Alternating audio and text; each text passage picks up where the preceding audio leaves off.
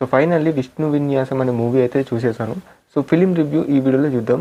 My review ఛానల్ని ఏమైనా కొత్త వాళ్ళు చూస్తున్నట్లయితే ప్లీజ్ సపోర్ట్ అని చెప్తాను, ప్లీజ్ సబ్స్క్రైబ్ అని చెప్తాను, ఒక లైక్ అయితే ఇచ్చుకోండి వీడియోకి అని చెప్తాను. ఇదన్నట్టు నా రిక్వెస్ట్.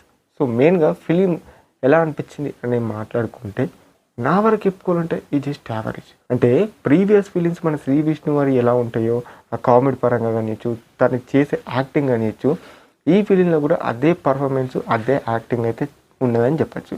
సో అలాంటి వాళ్ళకైతే నచ్చుతుంది. డెఫినెట్లీ ఫిలిం వెళ్ళి చూడండి. మన శ్రీ విష్ణు వారి కోసమే అని చెప్తాను. ఇఫ్ ఇన్ కేస్ అక్కడ శ్రీ విష్ణు కాకుండా వేరే వ్యక్తిని పెడితే హీరోని అదంతలా వర్కౌట్ కాకపోతుండే అన్నట్టు అనిపించింది. స్టోరీ ఎలా ఉంటుంది అని మాట్లాడుకుంటే శ్రీ విష్ణుకి అంటే మన శ్రీ విష్ణు వారికి జాతకాలు అంటే మహా పిచ్చి అని చెప్పచ్చు. సో మీరు ట్రైలర్ చేసి అర్థమవుతుంది. సో అలాంటి వ్యక్తిలోకి హీరోయిన్ వచ్చిన తర్వాత ఏమైంది అనేది ఫిలింకు కోర్ లైన్ అని చెప్పచ్చు. అంతే, అంతకు మించి ఏం లేదు. ఎందుకంటే అక్కడ పెద్దగా మాట్లాడుకోవడానికి అంతగా ఏం లేదని చెప్పచ్చు. అండ్ తన లక్కీస్ట్ నెంబర్ మన ట్రైలర్ చూస్తే 5 అని అంటారు. సో 5కి తగ్గట్టు తన బైక్ డిజైనింగ్ కూడా, టైర్స్ మీరు చూడండి, ఫిలిం చూసి తెలుసుకోండి. టైర్స్ కూడా 5 ఉండడము చాలా యూనిక్గా కొంచెం వేరేట్గా అనిపించింది నాకైతే. కొన్ని సీన్స్ అలా బాగా అనిపించాయి. ఎస్పెషల్లీ మన శ్రీ విష్ణు గారి ఫస్ట్ హాఫ్లో ఒక లైన్లో వెళ్తూ ఉంటుంది భయ, నిజం చెప్తున్నాను. తన కామెడీతోని తన వే ఆఫ్ యాక్టింగ్తో అయితే తీసుకెళ్ళిపోతూ ఉంటాడు తన జోన్లోకి అని చెప్పచ్చు. ఇక్కడ ఇంటర్వెల్ దాకా హీరోయిన్ ట్విస్ట్ అయితే కూడా పెడతారు. సో అది కూడా బాగా ప్రాపర్గా బాగా అనిపించింది ఈ ఫిల్మ్లో అని చెప్పచ్చు. ఎప్పుడైతే సెకండ్ హాఫ్ వచ్చేసిందో ఇక్కడనే కొంచెం దెబ్బేసేసింది అని అనిపించింది. ఫస్ట్ హాఫ్ వరకు ఇలా తీసుకెళ్ళిన తర్వాత హీరోయిన్ అలా తీసుకున్న తర్వాత సెకండ్ హాఫ్ అనేది ఏదేదో తీసుకెళ్ళడానికి ట్రై చేస్తాడు. ఇక క్లైమాక్స్ పోర్షన్లో ఒరే దీనికోసం ఎవరా ఇలా తీసుకొచ్చారు అన్నట్టు అనిపించింది.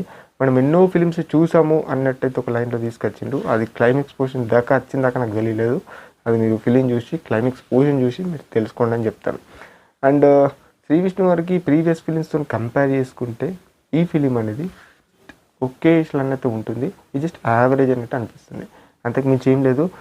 ఆ ఫిలిమ్స్ కన్నా ఈ ఫిలిం మచ్ బెటర్ అని అయితే నేను చెప్పలేని చెప్పచ్చు.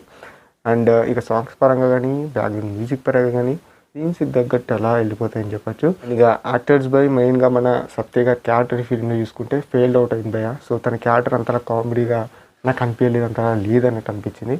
ఇంకా అదర్ క్యారెక్టర్స్ ఓకే సీన్స్కి తగ్గట్టు అయితే పెట్టుకున్నారని చెప్పచ్చు.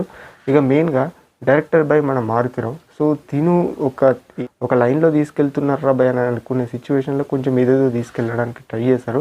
అది మెయిన్గా అక్కడ ఫెయిల్డ్ అవుట్ అయిపోయింది ఫిలింలో అని చెప్పచ్చు. మన రిటర్న్ అండ్ డైరెక్టర్ బై మన మారుతిరావు అని చెప్పచ్చు.